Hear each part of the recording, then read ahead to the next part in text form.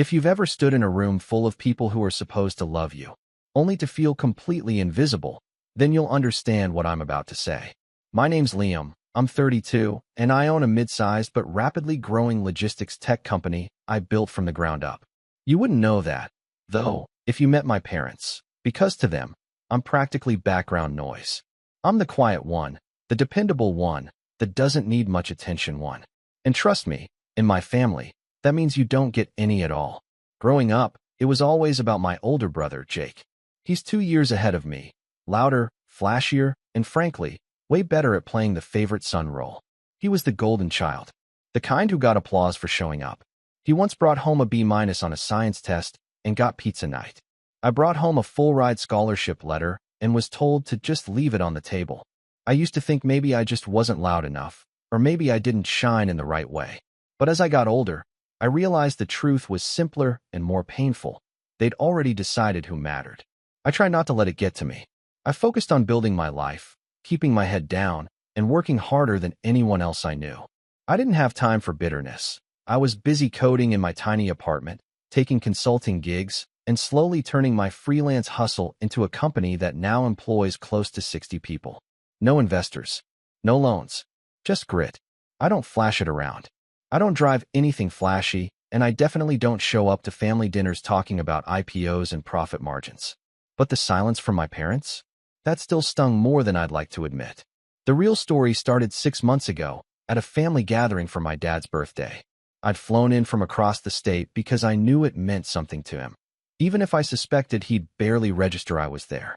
We were at this Italian place they love, nothing fancy, just a noisy little spot my mom insists has the best lasagna this side of the freeway. Everyone was gathered around the long table, passing garlic bread and telling half-funny stories about Jake's high school football days like they were ancient legends. I was sitting at the far end, sipping water and listening, smiling when appropriate, offering the occasional, "That's wild," when prompted. Then my mom tapped her glass with a spoon. "Everyone, I just want to take a second to say how proud we are of Jake," she said, her eyes glistening. "He's really doing so well for himself. Vice president of regional sales at that big firm. Just look at our only successful child." There was laughter, a few claps, a dramatic here from Aunt Marcy. And me? I was sitting right there, fork halfway to my mouth. I didn't say a word. I glanced around to see if anyone had caught that. My cousin Matt gave me this quick look of sympathy before looking down at his plate like he didn't want to be involved. My uncle kept chewing. Jake just smiled like he'd been knighted by the queen. And my parents? My mom had already moved on to some story about Jake's last trip to Vegas. I felt like the floor had quietly dropped out from under me. Now, this isn't the first time they've brushed me aside. There's been plenty. Like the time I paid off their second mortgage when Dad lost his job. Money they still don't know came from me because I wired it through an anonymous friend who owed me a favor. Or the time I set up a full college fund for my niece after Jake forgot to enroll in the 529 plan. Still, I sat there that night, listening to them go on, feeling this numbness creep into my chest like cold water. I realized, in that moment, I could show up in a tuxedo made of gold and they'd still ask where Jake was. So I smiled. I didn't make a scene. I didn't say, "Actually, I just closed a contract with one of the top 3 shipping carriers in the country." I didn't mention that I employ more people than Jake's company does. I didn't say anything. I just stood up, walked over to my mom, kissed her on the cheek, and said, "Happy birthday, Dad. I'll see you around." Then I left. Quiet. Clean. No one followed me out. For a while, I tried to shake it off. Went back home, poured myself into work. The company was scaling up fast, so I had no time to dwell. But that moment, that sentence, "our only successful child," started to echo. Not just because it was cruel, but because it was so easy for them to say. So thoughtless. Like I'd never mattered in the first place. Then came the twist. About 3 months later, I got a call from Jake. It was late, around 10:45 p.m., and I was still at the office, finalizing some integration notes for a new partner platform. I almost didn't pick up, but something about his name flashing on my screen made me pause. "Hey," I said. There was a long silence. Then Jake's voice, quieter than I'd ever heard it. "Hey, Liam, you got a second?" I leaned back in my chair. "Yeah, what's up?" And then he told me everything. The company he worked for had gone through a brutal restructuring. His entire department had been downsized. He was offered a severance, but the market was tough. He'd been out of work for weeks. Interviews weren't landing. His mortgage was stacking up.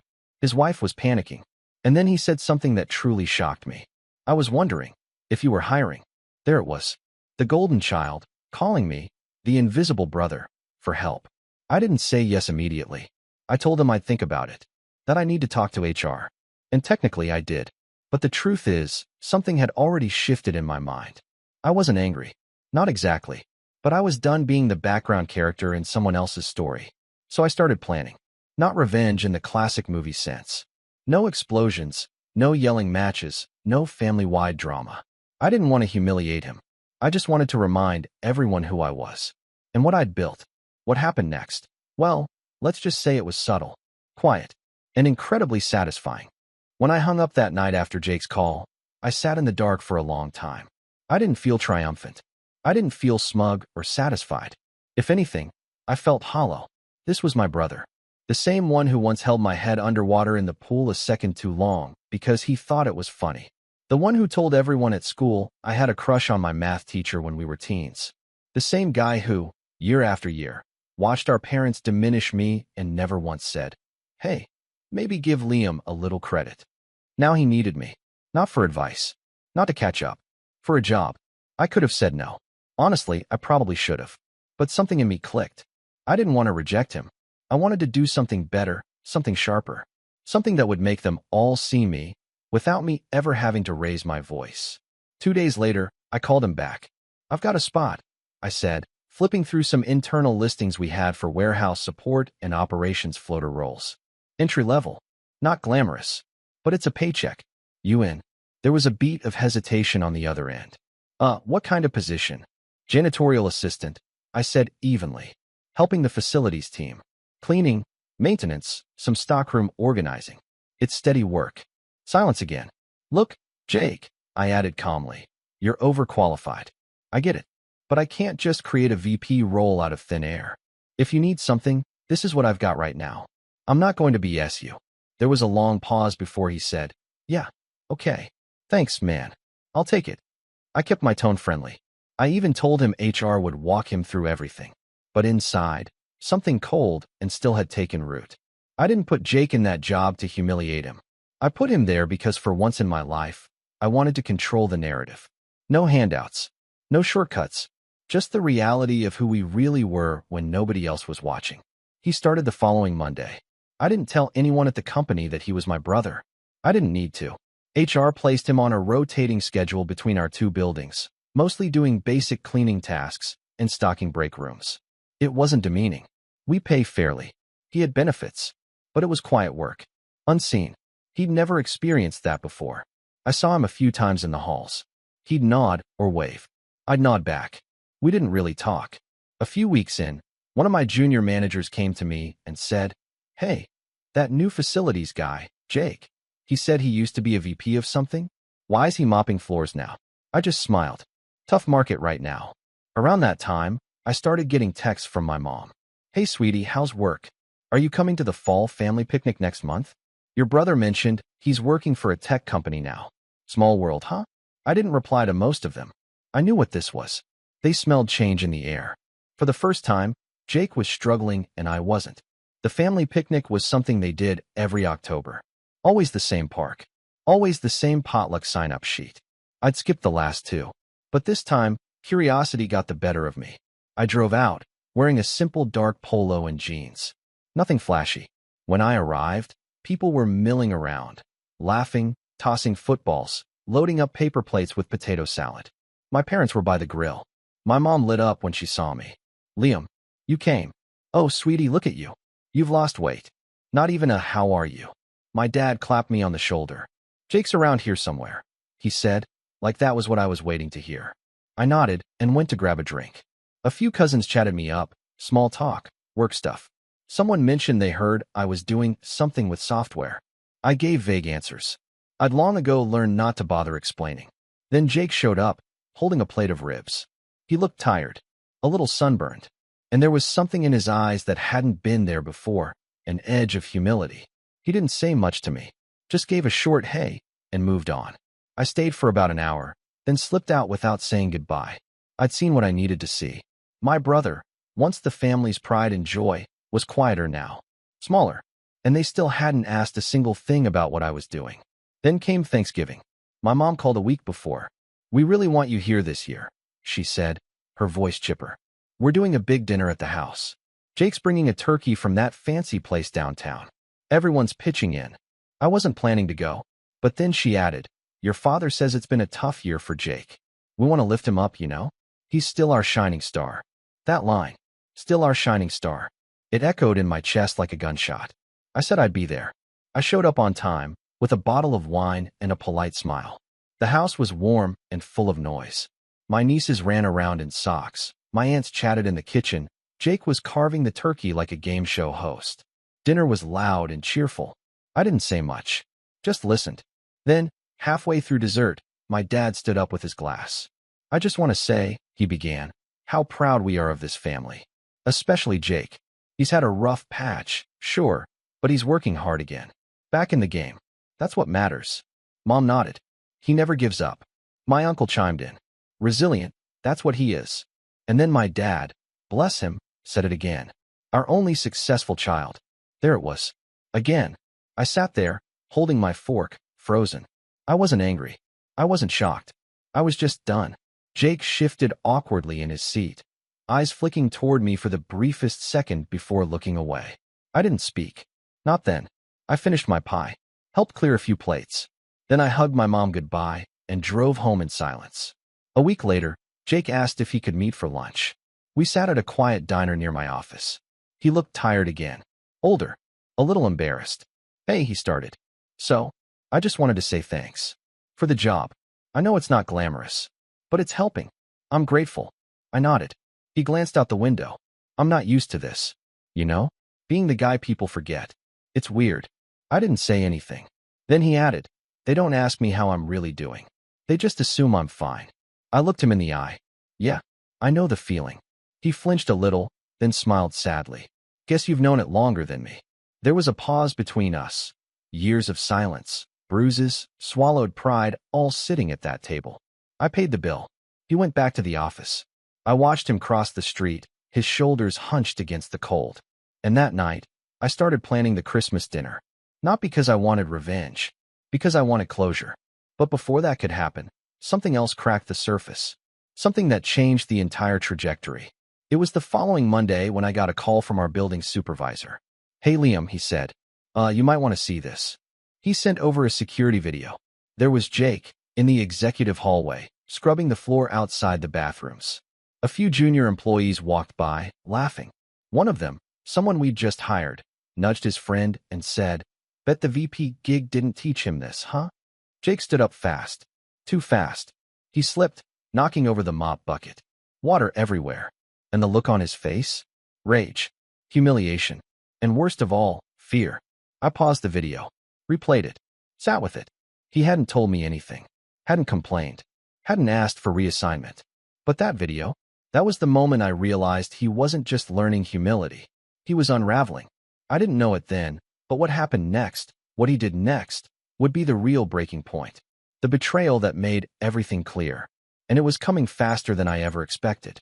The betrayal came on a Wednesday morning, wrapped in the kind of sterile corporate drama I thought I was immune to by now. I walked into the office early, as usual, coffee in hand, mind already racing with notes for the upcoming investor call. I passed by the front desk, nodded at Jenna, our receptionist, and made my way toward the elevators when I noticed something strange.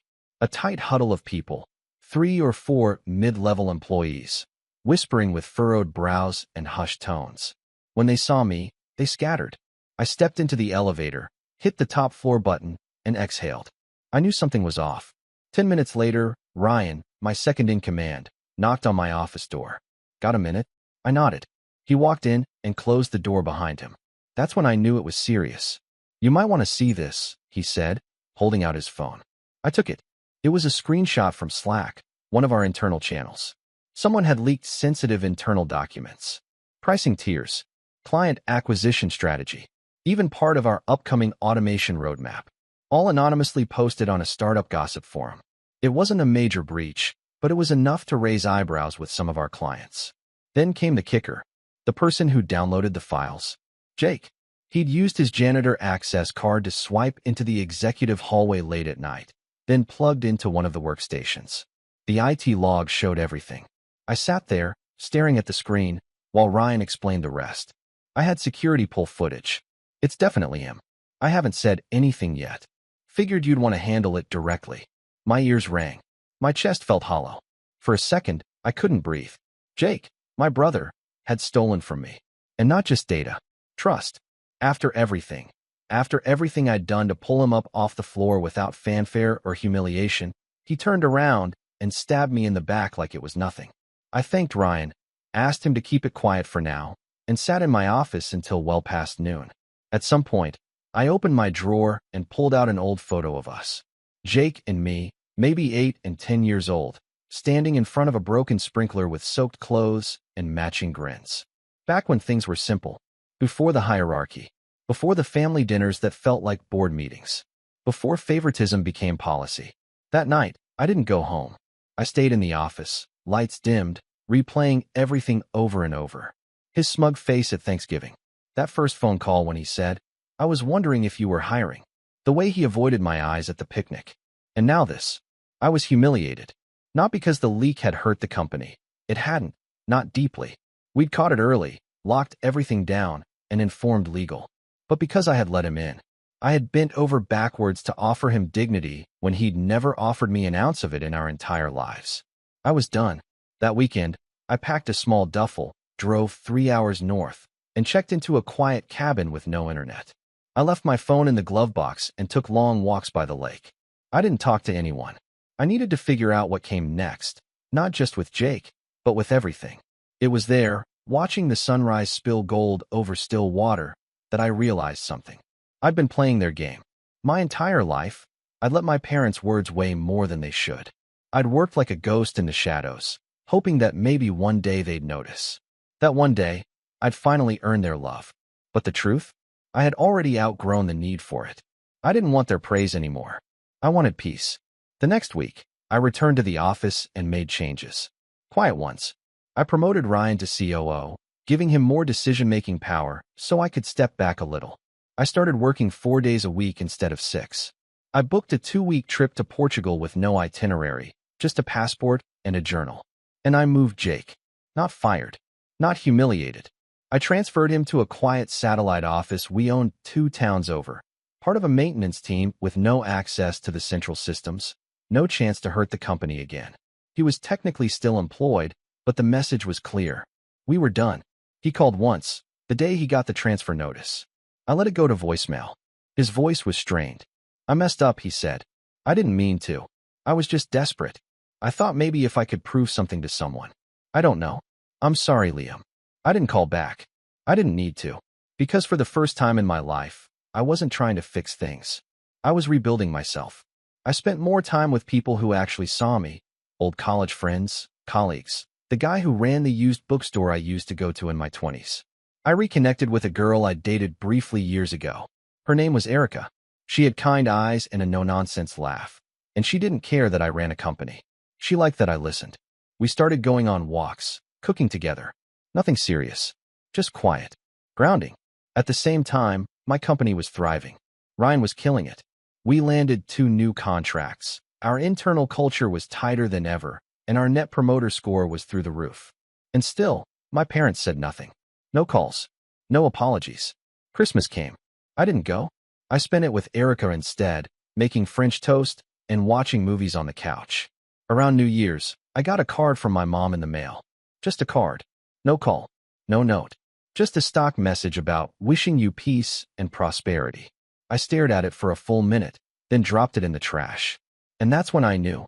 I had finally let go. Not in a dramatic, movie-ending kind of way. Just quietly. Like closing a door that had been creaking open for too long. But then, just when I thought the storm had passed, fate delivered one final twist. An invitation. My parents were throwing a formal dinner party in early March. Their 40th anniversary. A full guest list. Big venue. Suits and gowns. And I was invited. The invitation arrived in a gold-trimmed envelope with my full name printed in calligraphy. It was over the top, like something out of a wedding catalog. And in the bottom corner, handwritten in my mother's careful script, was a note.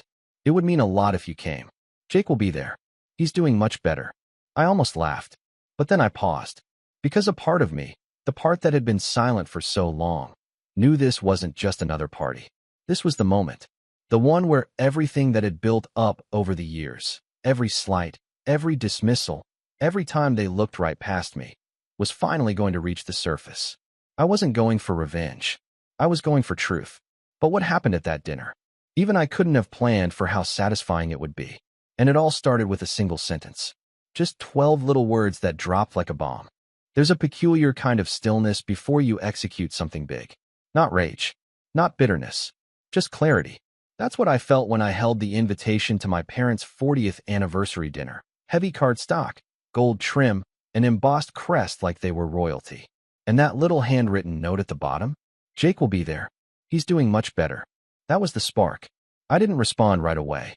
I let the RSVP deadline pass, knowing full well they'd assume I'd show. They always did. I wasn't the child they invited. I was the child they expected to orbit. But I wasn't that man anymore. The truth is, I'd spent years holding my breath around my family, shrinking myself so their opinions wouldn't bruise. But not anymore. Now I was calm. Still, I didn't want to burn bridges. I wanted them to walk across one and see, finally, who had built the damn thing. I started laying the groundwork that same night. I opened my laptop and typed up a new internal job posting. Temporary event coordinator, executive liaison. It sounded fancy because I wanted it to.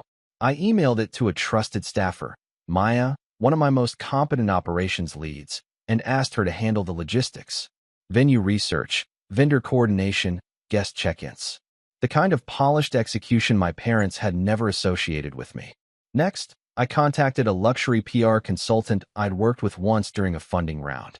Her name was Savannah, and she was one of those people who could turn a silent room into a standing ovation with a few power words and a signature red blazer. I asked her for help, quietly. Nothing too obvious. I wanted polish, presence, and poise. She agreed. Subtle dominance, she called it. I liked that. Then came the wardrobe. Now, I'm not a flashy guy. I usually wear dark polos, quiet shoes, and a watch that does its job and nothing more. But for this, I wanted presence. So I booked an appointment with a private tailor in the city who dressed corporate executives for Forbes covers. He fitted me for a charcoal wool suit with a soft sheen, Italian cut, silk lining, and a pocket square in muted navy. Not loud, but unforgettable if you paid attention. And just when I thought the plan was set, something else happened. Jake emailed me. Subject line, thank you again. It read, Hey Liam, I know things got weird. I just want to say thanks again for keeping me on. I'm getting back on my feet, and I think this new branch gig might actually be good for me. I also heard about the anniversary party. I hope you're coming. It's going to be a big deal for them. Would be good to see you there. Jake. It was polite, almost brotherly, but it still stung. He didn't know I'd seen the video of him sneaking into our systems. He didn't know the only reason he still had a paycheck was because I'd decided silent exile was more powerful than public punishment. He didn't know I was about to walk into a room where for the first time ever, I would be the one who held the narrative in my hands. The venue was a country club outside town. White stone exterior, glass chandeliers, valet parking. Not my parents' usual style, which meant someone else, probably Aunt Marcy, had helped plan it. Savannah got me on the guest list last minute, coordinating with the club under my company's name. Just enough to ensure they knew who I was when I arrived. The evening of the party, I arrived precisely 25 minutes late. Not enough to be rude, just enough to be noticed. I stepped out of a town car, not a limo, not a flashy sports car, just sleek and clean. The valet nodded like he knew who I was. Inside, the room was buzzing. White tablecloths, servers weaving through with hors d'oeuvres, a string quartet in the corner. My family was scattered in small clusters. My dad near the fireplace, drink in hand. My mom by the bar with her friends. Jake in a circle of cousins, laughing at something like he didn't have a single regret. I didn't look for them. I didn't wave. I just walked in slowly, letting people notice on their own. And they did. People turned. A cousin blinked and whispered something to his wife. My aunt's smile froze for half a second. Jake saw me, and something shifted behind his eyes. He didn't wave either. I was led to my table by a club staffer who greeted me with, "Welcome, Mr. Hayes." I didn't correct him. Didn't say, "Oh, I'm just Liam." That's who I used to be. Tonight, I was something else. I made small talk with strangers, colleagues of my father's, old neighbors, distant relatives. They asked what I did. I gave the simplest version. I run a tech company. Logistics optimization. We make systems move more efficiently. They nodded, not quite understanding, but respectful. One man even said, "Wait, your company? Not bad, kid." After dinner, my parents stood at the front of the room, bathed in warm spotlight. My mother wore a champagne-colored dress, hair pinned neatly, makeup meticulous. My father had that familiar smugness in his stance, a man used to being the center of his world. "Thank you all for coming," he said into the mic. 40 years, it's a big one. And we're lucky to be surrounded by so many people we love. There were polite claps. Then he added, "And of course, we're especially proud of our son, Jake. He's had a rough year, but he bounced back strong. You can't keep a good man down." I heard the words, and I smiled. I waited. The moment was coming. Jake chuckled awkwardly, trying to look modest, but there it was again, that glimmer of pride in my father's voice. The echo of "our only successful child" still rattled in the background like a drumline. After a few more thank yous, my mom took the mic and said, "Now that we've said our piece, we'd love to hear a few words from any of you.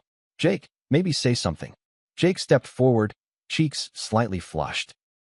I wasn't planning anything," he said. "But I just want to say thanks to my amazing parents. You guys supported me even when things went sideways. And I'm happy to say I'm working again. Things are stabilizing, and I'm looking forward to what's next." There was applause. Not thunderous, but polite. He smiled and looked relieved. Then, as the clapping died down, someone said, "Liam, say something." It was Aunt Marcy. All eyes turned. I shook my head. "No, that's okay." But then my mother said, "Go on, Liam. Don't be shy. Don't be shy."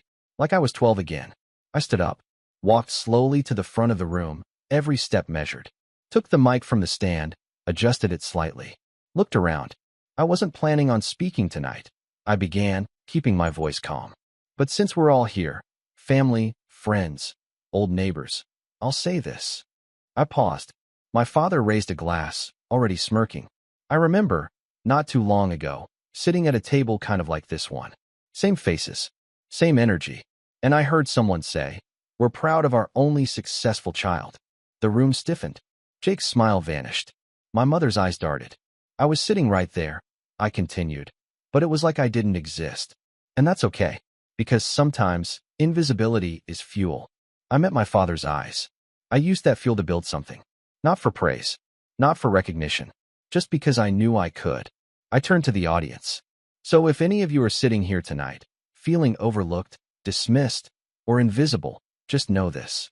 That silence, that underestimation, it's leverage. I smiled. Then came the final line. "And speaking of leverage, Dad, how's Jake enjoying cleaning the executive bathrooms?" A pin could have dropped. The room froze. My mother's hand went to her mouth. Jake stood up slowly, eyes wide. My father looked like someone had slapped him. I handed the mic back to the MC, nodded once, and walked off stage. I didn't look back. The silence after I dropped the mic was almost louder than the string quartet trying to fill the tension. Forks paused halfway to mouths. Wine glasses were set down with trembling hands. And Jake just stood there, frozen between fury and shame. He wasn't used to being on the other end of the punchline. I didn't stay to gloat. I walked straight past him, my father, and every open mouth in the room, collected my coat, and left. Not a dramatic exit. Just clean. Final. Like closing a deal that's long overdue. That was the moment everything flipped. But the real revenge? That unfolded in the weeks that followed. Slow, deliberate, and without a single raised voice. 3 days after the party, I got a call from my mom. "Liam," she said, trying to keep her voice light. "What was that comment at the dinner supposed to mean?" I didn't pretend not to know what she meant. I said calmly, "It means Jake works for me. In facilities. He has for months." "You didn't know?" Dead silence. "Wait," she said, and I could hear the confusion turning into disbelief. "You're saying you gave your brother a janitor job?" "No," I replied. "I gave him a job. The one he was qualified for." "You humiliated him," she hissed. "You humiliated us." No, Mom. I didn't humiliate anyone. I hired my brother when he had nowhere else to go. Quietly. With dignity. And while you were parading him around as your success story, I kept his actual job title to myself. Until you insisted on making a speech. She didn't respond right away. I could hear her breathing shift, short, angry exhales like a kettle just about to boil. Then she asked, bitterly, why would you do that? That question said everything. Not thank you for helping your brother. Not we're sorry we didn't know. Just, why would you show us up? I almost said, because you made me invisible for 30 years, but I didn't. I just said, you should have asked what I do. Even once. And then I ended the call. The next day, Jake didn't show up for work. I got a message from the branch supervisor. Jake Hayes failed to report to shift. No call, no notice. I wasn't surprised. I gave it a day, then 2, then a week. On the 8th day, he emailed HR and formally resigned. No explanation. But I did get a text. I'm out. Don't contact me. That was it. No apology. No ownership. Just retreat. And I let him go. Because I didn't need his closure. I already had mine. But the fallout didn't end with Jake. My father emailed next. He never called. He's never been one for direct confrontation when a passive-aggressive message will do. Liam, I think you owe the family an apology for how you handled the party. That was neither the time nor place for such a statement, and you embarrassed your brother in front of people who respect him. If you want to have a private conversation, I'm willing. But that behavior was out of line. Dad, I stared at the email for a while. Then I wrote one back. Dad, I don't owe anyone an apology. I told the truth. If Jake had been honest about where he worked and what he did, I wouldn't have had to say a word. But he let you prop him up on a pedestal built from fiction, and I stood there quietly, as always, until you handed me the mic. You've spent my entire life pretending I wasn't there. That ends now. Liam, I never got a reply. A month passed. Then 2.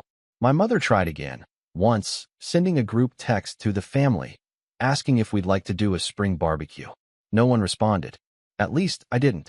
Instead, I focused on the company. On Erica. On myself. We were scaling faster than I'd anticipated. Savannah helped us secure 2 features in respected industry journals. Our headcount grew by 12 and a quarter. And my workdays shortened to 6 hours by design. Because I could finally breathe without seeking validation from the people who'd never given it. Erica and I took a week in Barcelona. We walked the markets, drank espresso under flower-covered balconies, and didn't talk about work once. She liked me for who I was, not who I'd proven myself to be. When I returned, I got a letter in the mail. Handwritten. No return address. It was from Jake. Liam, you win. I don't even know what else to say. You were right. I took the easy road most of my life, and it caught up with me. I was proud once. Now I'm just tired. I don't hate you. I envy you. And yeah, I lied. I let Mom and Dad think I was something I wasn't. Because that's the only way they look at you like you matter. You've never played that game, and I guess that's what makes you stronger. I'm not asking for anything. Just thought you should know I see it now. Jake. I folded the letter neatly and put it in a drawer. I didn't write back. Some things don't need closure. Just silence. 3 months after the anniversary dinner, my parents tried to hold another gathering. A brunch, this time, to reunite the family. The invite went out to everyone. Very few showed up. Apparently, word had gotten around. Cousins who once echoed their favoritism started seeing things differently. They'd seen the way I carried myself at the party. The confidence. The presence. And when they heard the full story, where Jake really worked, what I'd built quietly over the years, many of them reached out to me directly. My cousin Matt invited me to speak at his business school. My aunt asked if I could help her son with an internship. The invisible child was finally seen. I wasn't doing it to prove a point anymore. But the validation, when it came on my own terms, was sweet. One afternoon in early summer, I stopped by the bookstore I loved as a teenager. The owner, Charlie, had kept the place alive through 2 recessions. We got coffee, talked life, business, family. You know, he said, sipping his cappuccino, you always struck me as the quiet kind who sees everything. I smiled. Turns out, I was just waiting for the right moment to speak. He laughed. And when you did, you made sure the whole room heard. Jake eventually found another job, mid-level management, at a commercial cleaning supplier. Not glamorous, but honest. I didn't reach out. I didn't need to. We'd said all there was to say. My parents, they never apologized. But they stopped making speeches. Stopped pretending. The next Christmas, I sent them a card. Just a card. No gift. Inside I wrote, I'm doing well. Hope you are too. Liam. Simple. Civil, cold. That was the end of the war. Not a bang. Not a courtroom drama. Just distance. But in that distance, I finally found peace. And one final thing. When our company hit a major milestone that summer, 1 million active users on our logistics platform, I threw a party. Not a flashy one. Just close friends. Staff. People who mattered. Near the end of the night, someone handed me the mic and said, Liam, say a few words. I paused, smiled, and said, here's to the quiet ones. The ones no one sees coming. We don't ask for attention. We earn it. And when the time is right, we speak. That was it. That was all. And for the first time in my life, they listened. Some people chase validation. Others build empires in silence. I chose the latter.